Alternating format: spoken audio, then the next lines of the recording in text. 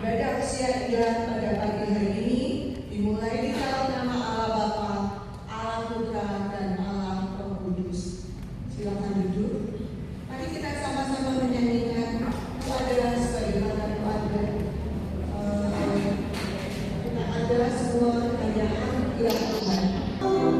Tuhan Yesus, ku berterima kasih.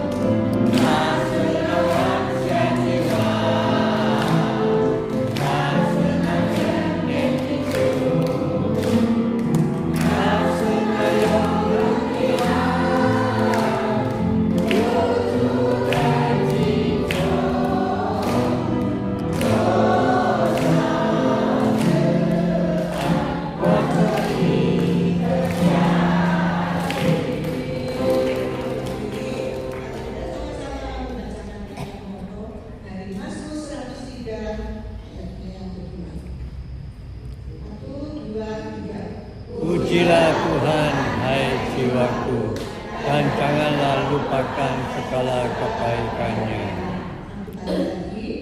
Pujilah Tuhan, hai jiwaku, dan janganlah lupakan segala kebaikannya. Amin.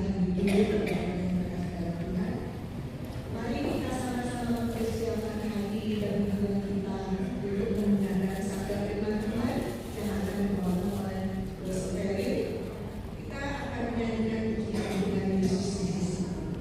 Dan Yesus di sisi kita tidak akan takut ya.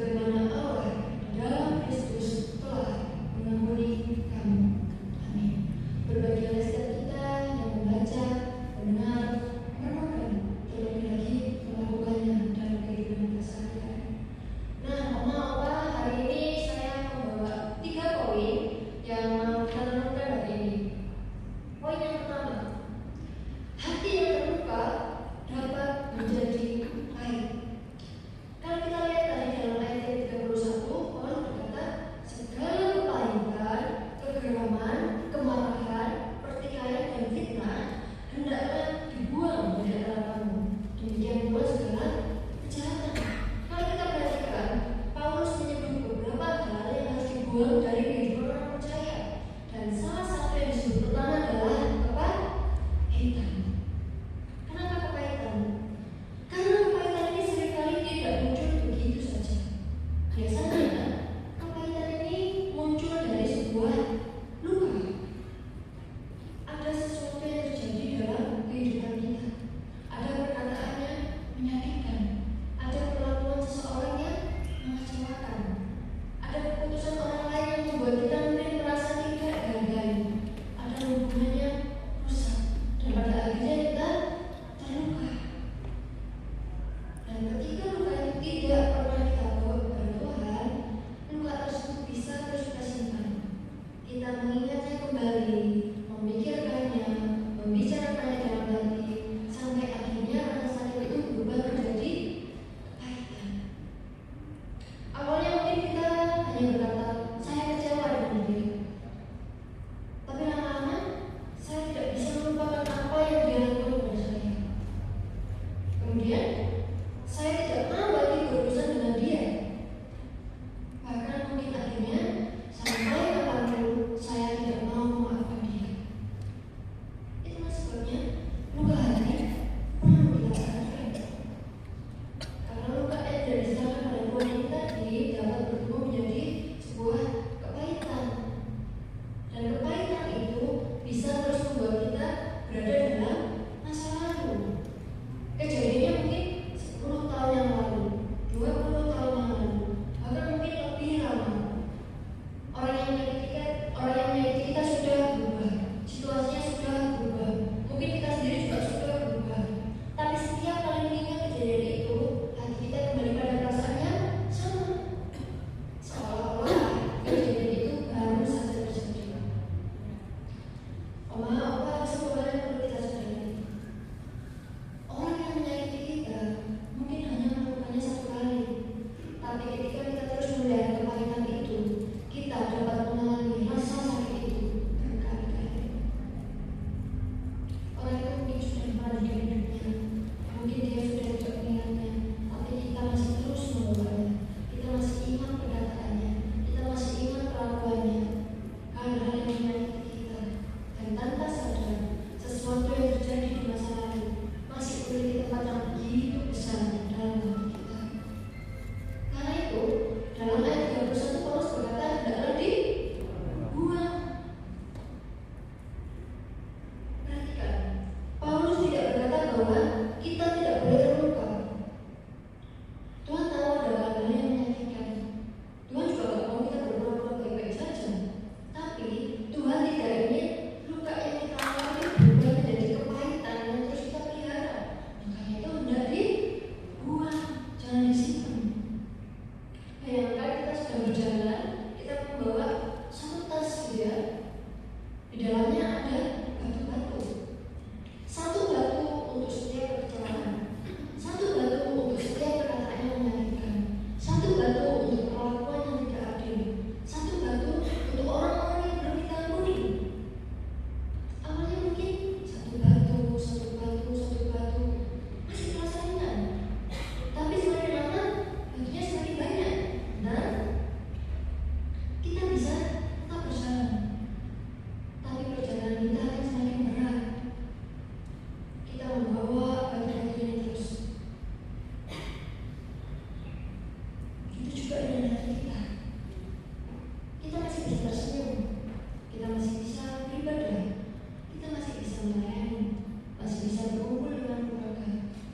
Tapi hati kita semakin lelah karena terlalu banyak membawa sesuatu yang belum kita lepaskan. Apa Tuhan tidak ingin kita menjalani hidup dengan terus membawa beban kepahitan ini. Karena itu hari ini kita diajak untuk melihat hati kita sendiri, bukan untuk mengorek kembali luka kita yang lama, tapi untuk bertanya, apakah ada luka yang selama ini saya pelihara sampai berubah menjadi kepahitan? Kalau ada, jangan sembunyikan itu. Kita bisa berkata, Tuhan, saya memang terluka, saya memang kecewa, tapi saya tidak mau terus-menerus membawa kepahitan ini. Tolong saya untuk menyerahkannya. Sebab mungkin kita tidak bisa memilih apakah kita pernah disakiti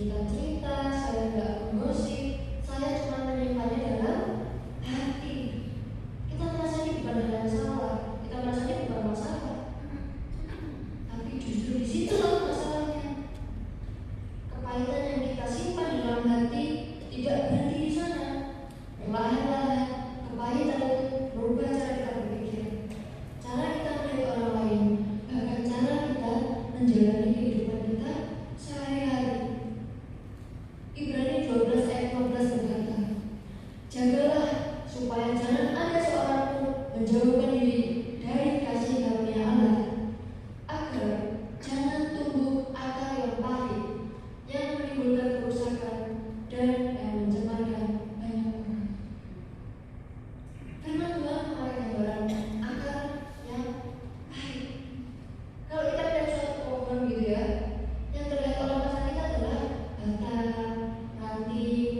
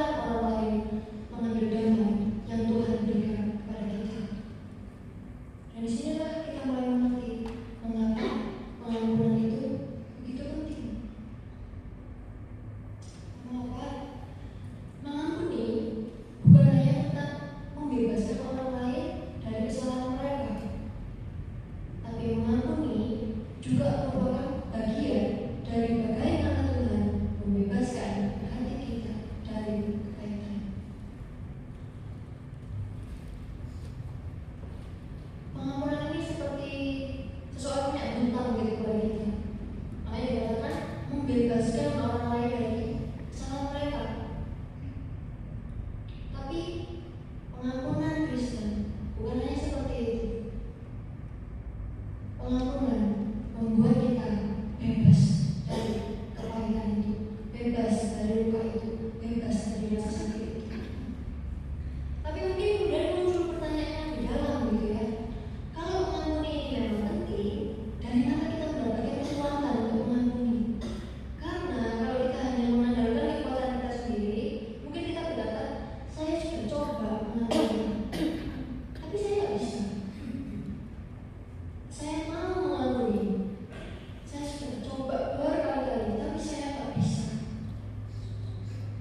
Dan memang kita tidak harus mengandalkan kekuatan kita sendiri, karena dasar pengampunan itu bukanlah seberapa kuat hati kita, tapi dasar pengampunan adalah Kristus yang terlebih dahulu mengampuni kita. Dan ini adalah poin yang ketiga. Pengampunan kita bersumber dari Kristus. Maaf, tadi kita sudah melihat bahwa kepahitan yang terus disimpan dapat membuat diri kita itu kehilangan damai. Karena itu Tuhan mengajak kita untuk belajar melepaskan dari mengampuni. Tapi seperti yang saya katakan, mungkin kita bertanya, bagaimana saya bisa mengampuni orang yang sudah menyakiti saya? Bagaimana saya bisa mengampuni orang yang telah melukai diri saya, orang yang telah mengecewakan saya, orang yang telah mengkhianati saya? Apalagi kalau lukanya bukan luka yang kecil. Ada perkataan yang sangat menyakitkan yang kita terima. Ada perlakuan yang tidak adil yang kita terima. Ada pengkhianatan dari orang yang mungkin kita sangat percaya. Ada masalah dalam keluarga yang mungkin sampai bertahun-tahun belum selesai. Dan kalau kita mengandalkan kekuatan kita sendiri, mungkin kita merasa saya tidak sanggup, saya tidak mampu. Dan memang pengampunan bukanlah suatu hal yang mudah dilakukan. Karena itu kita tidak mulai dari diri kita, tapi kita mulai dari Kristus. Kita lihat dalam ayat 32 tadi. Tapi hendaklah kamu ramah seorang dengan yang lain, penuh kasih mesra dan saling mengampuni, sebagaimana Allah di dalam Kristus telah mengampuni kamu. Perhatikan baik-baik yang bagian ini. Sebagaimana Allah di dalam Kristus telah mengampuni kamu. Paulus memberikan dasar mengapa kita harus mengampuni. Kita mengampuni sebagaimana Allah telah mengampuni kita. Artinya pengampunan yang kita berikan kepada orang lain itu berangkat dari pengampunan yang terlebih dahulu kita terima dari Tuhan.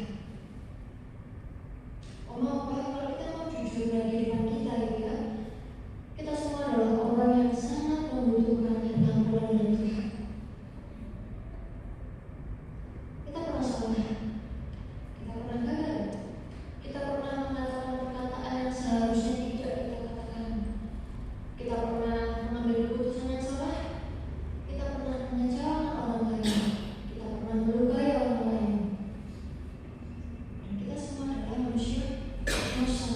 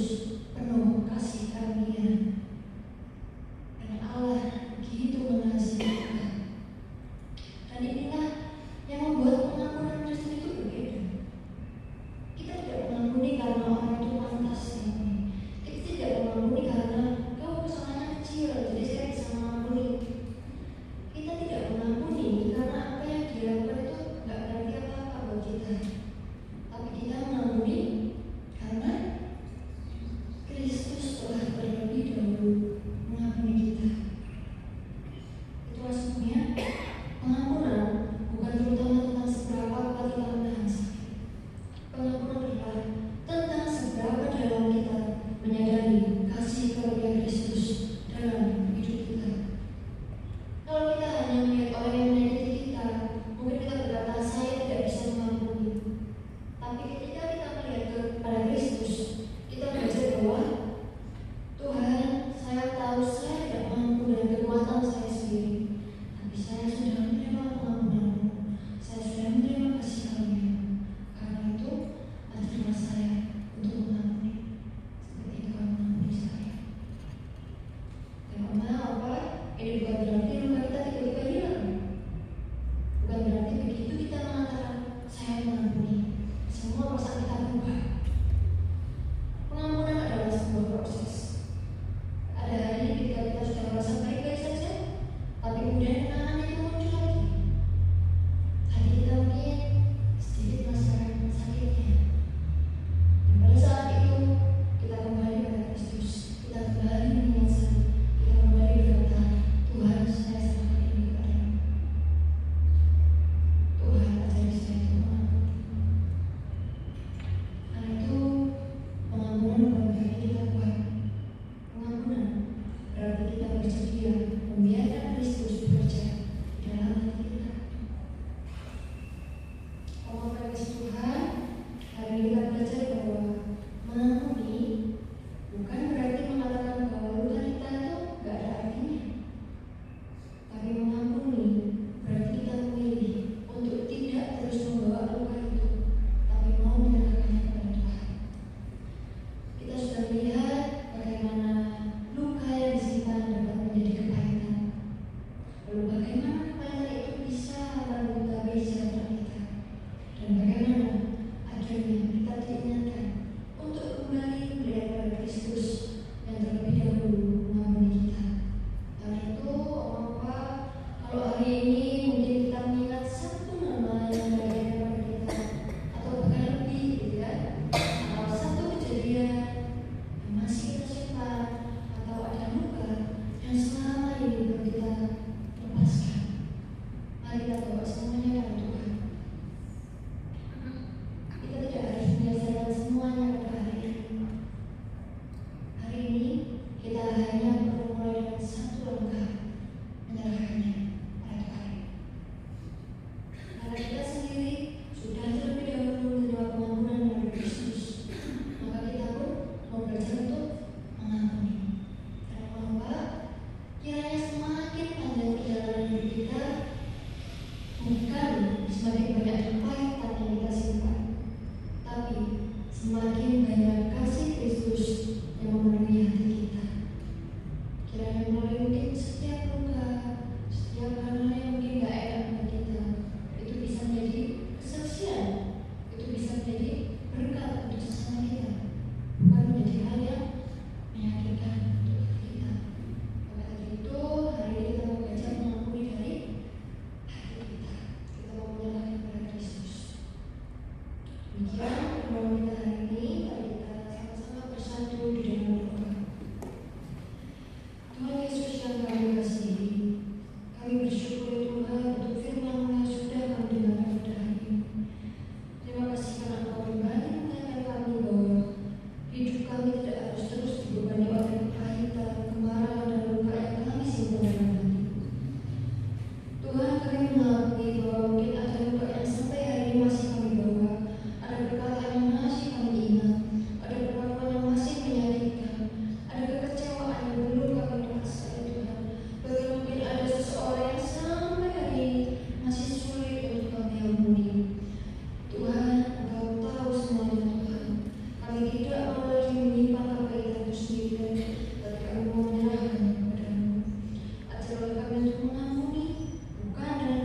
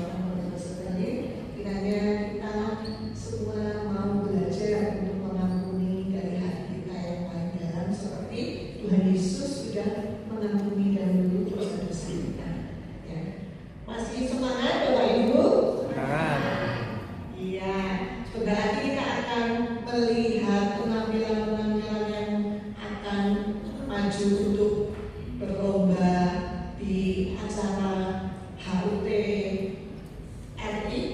Mari kita sama-sama mungkin saya bisa di ini ya, siapa saja yang mau berlomba.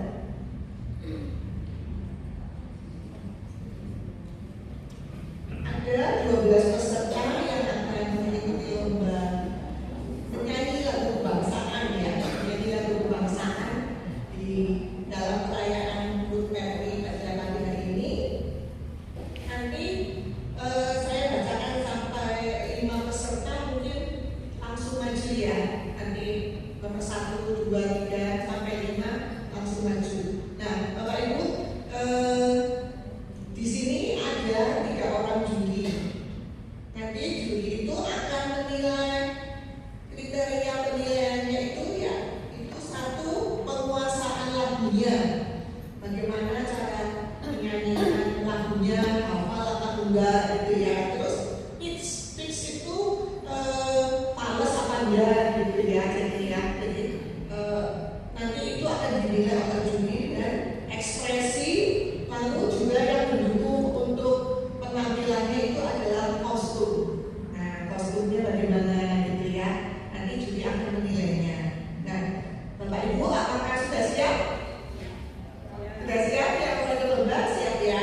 Nah, saya undang untuk yang peserta pertama nanti Bapak Jerry, yang kedua Ibu Ana, terus yang ketiga Bapak Robi, yang keempat Ibu Liling, yang kelima Ibu Puspa. Dan jurinya saya perkenalkan dulu ya. Jurinya di sini ada 3, ada Pendeta Tikio,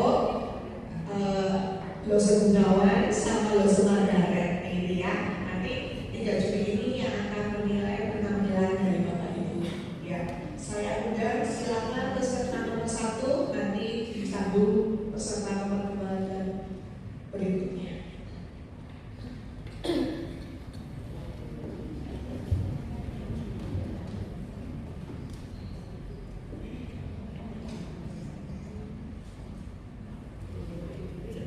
Puji Tuhan, shalom. Selamat ulang tahun negeriku. Biarlah tetap bermegah dan berjaya. Tuhan memberkati.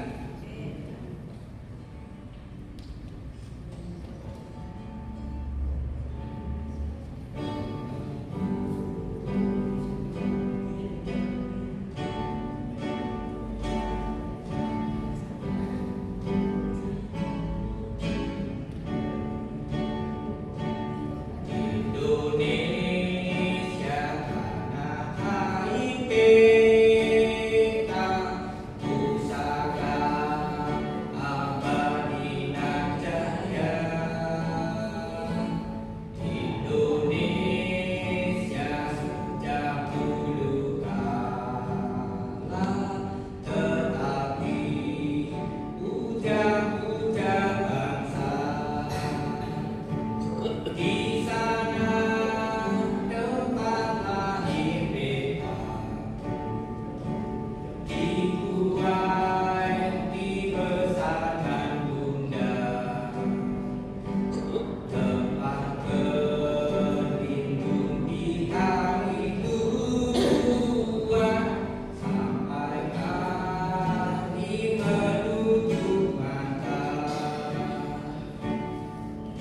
Indonesia tanah air beta, pusaka abadi nan jaya.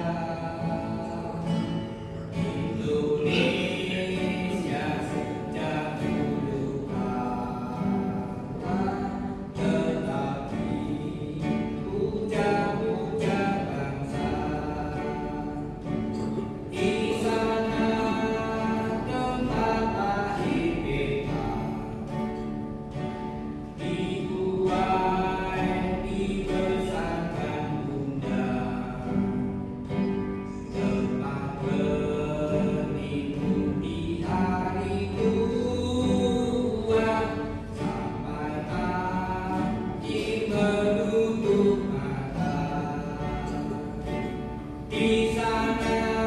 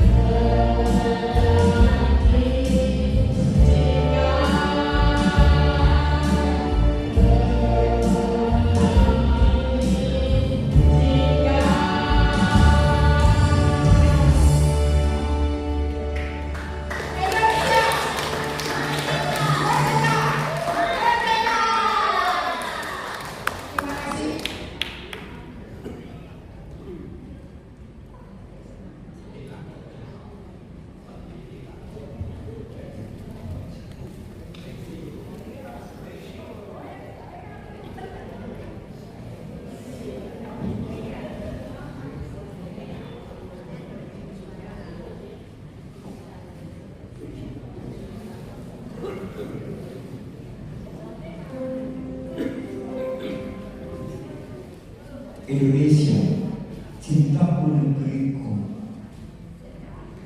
Ya kepalaku, raihan proklaman narasi lambatnya.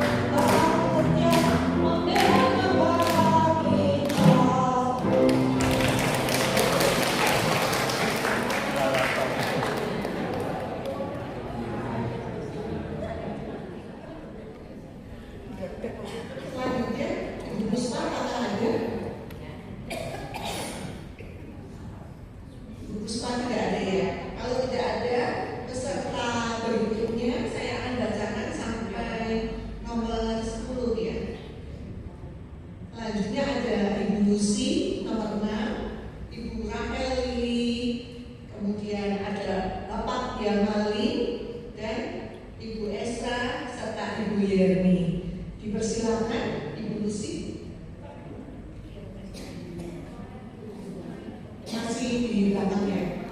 Baik, Ibu Rakel, apakah ada Ibu Rakel? Rakel ini?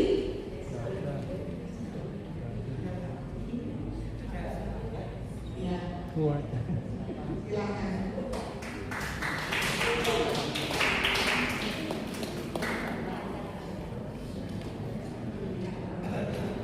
Waktu ini kau sekarang.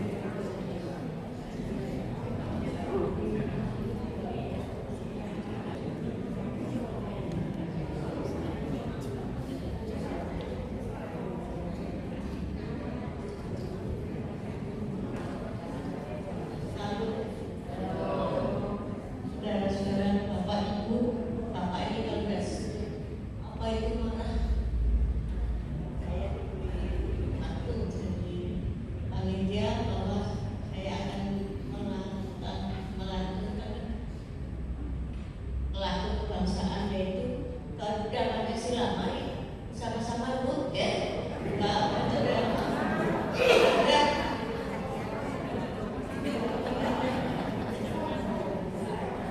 Garuda Pancasila, akulah pendukungmu. Ayo proklamasi, sedia berkorban untukmu. Pancasila dasar rakyat adil nomor satu.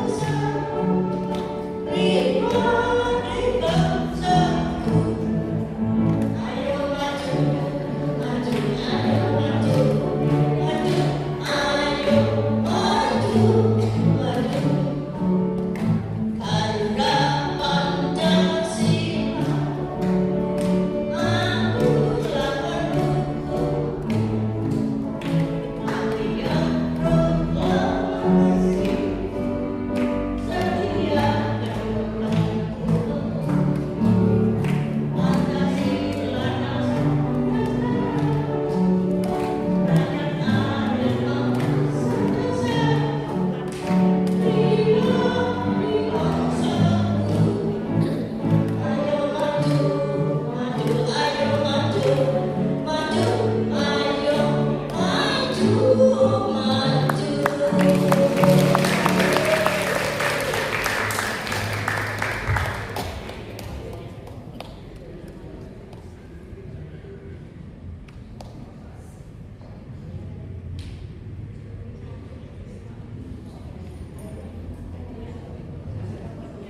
Merdeka ini lali bos, lali, merdeka, lali, memang sudah usia ya.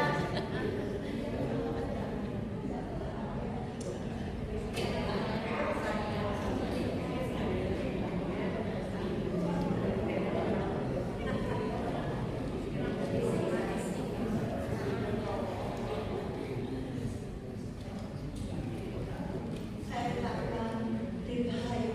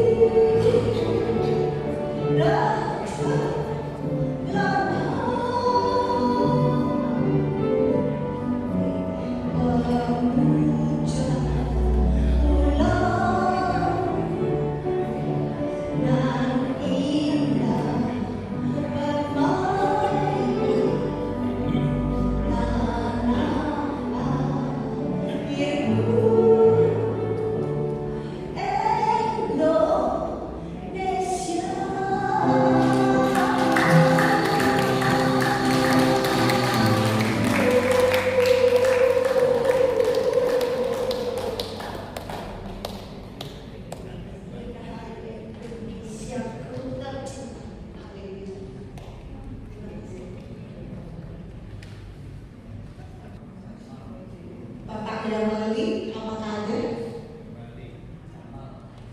Jamal ya, Jamali. Apakah ada? Oh, ada. Oke. Selanjutnya ada Ibu Esra dan kemudian disusul oleh Ibu Yeni Tako, Ibu Erni dan Ibu Erni.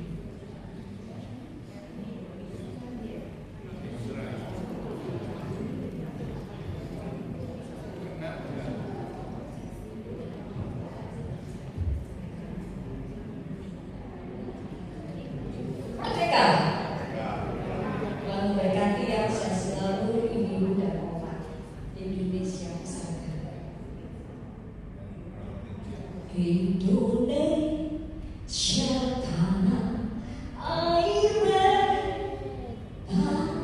pusaka abadi dan jaya. Indonesia sejak dulu kala tetapi puja-puja bangsa di sana tempat lahir beta dibuat di bersama Bunda tempat berlindung di hari tua sampai akhir menutup mata.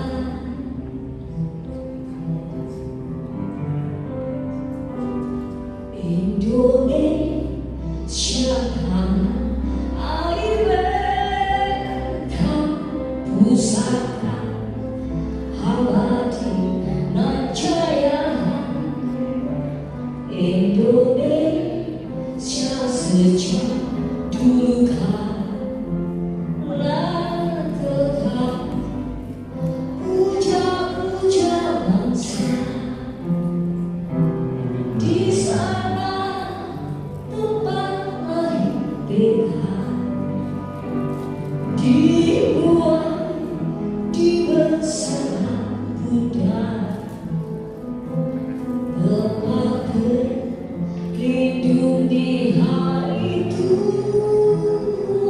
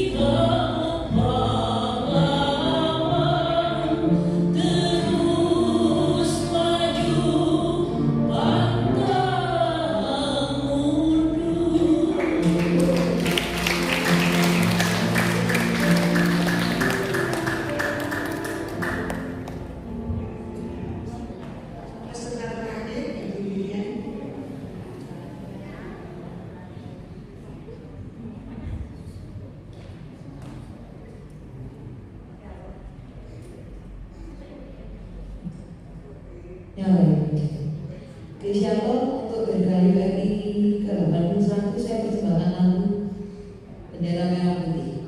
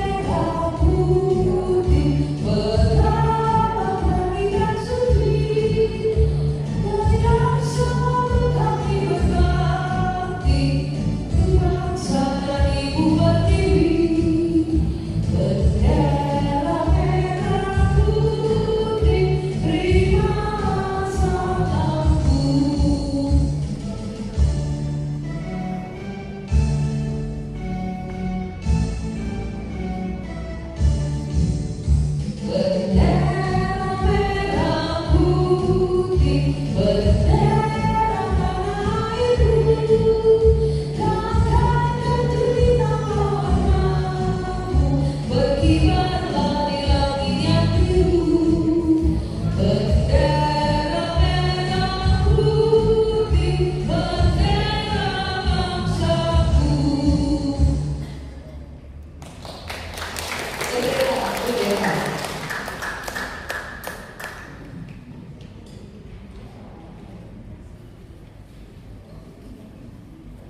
Luar biasa ya, semangat sekali. Kita beri aplaus buat teman-teman yang juga berpartisipasi ya. Kita patut menghargai usahanya, jeripayahnya dan kostumnya dan juga ekspresinya maupun persiapannya. Mungkin beberapa malam tidak bisa tidur ya persiapan untuk hari ini ya. Ya, pengumumannya tentang siapa juara-juaranya 2 minggu lagi ya, pas pada kondisi lansia tanggal 9 September. Harap bersabar. Tanggal 9 September akan diumumkan juara-juaranya beserta hadiahnya.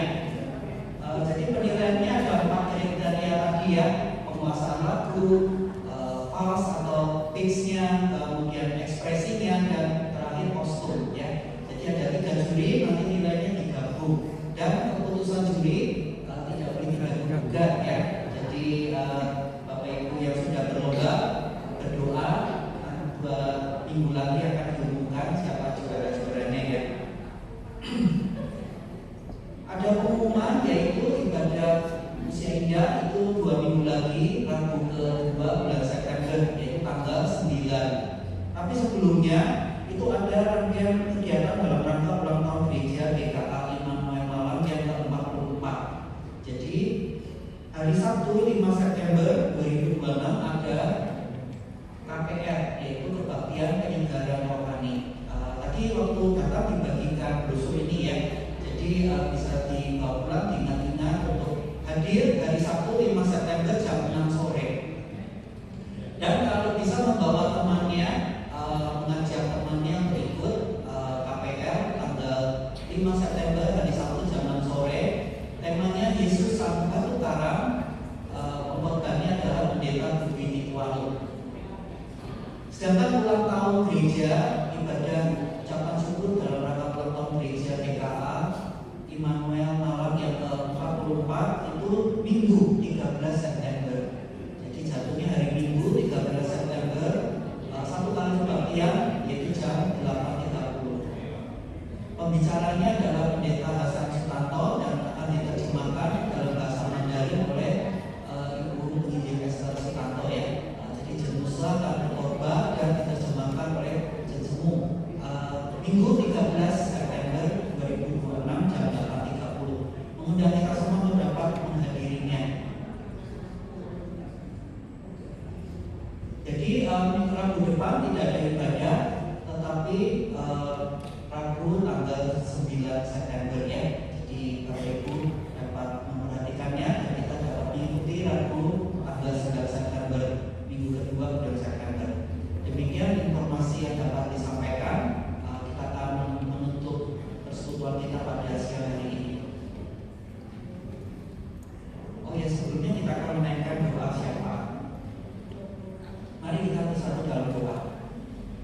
Terpujilah namamu ya Tuhan.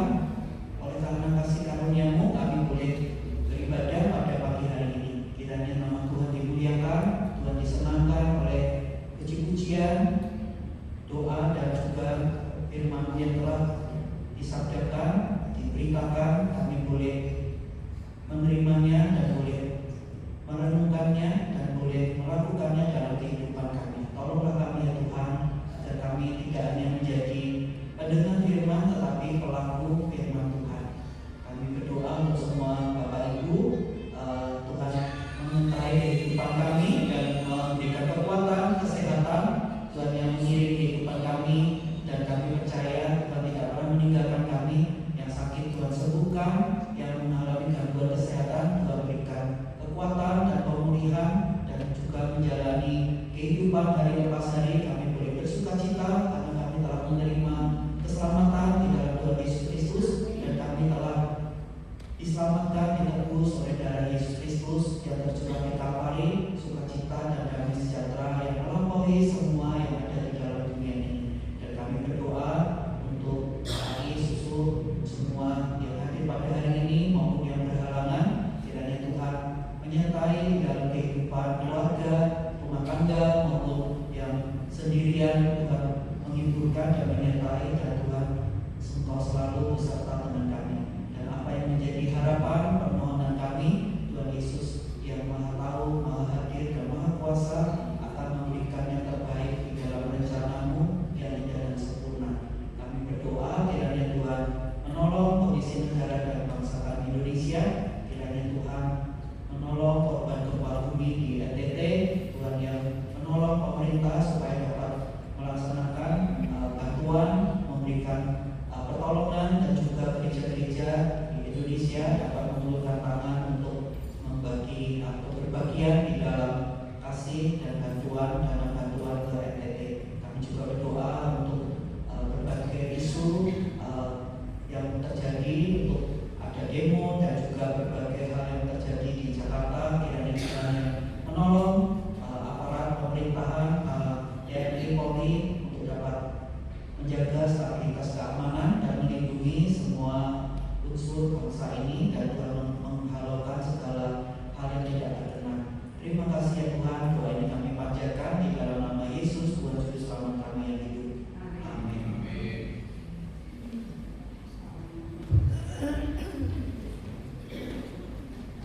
Bapak Ibu, saya undang untuk Bapak Ibu berdiri. Mari kita sama-sama menyanyikan pada terima kasih.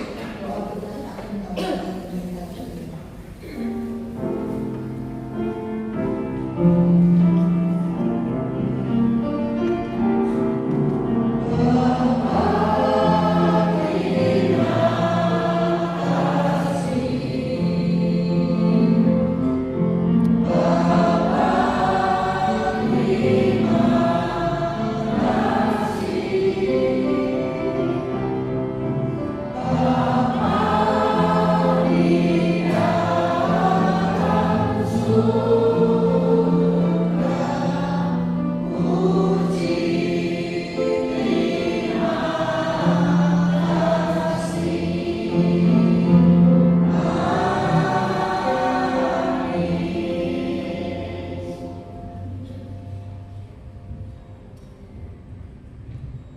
Bapak Ibu yang dikasihi Tuhan, sekarang arahkanlah hatimu kepada Tuhan dan pulanglah dengan berkat Tuhan menyertai saudara-saudara.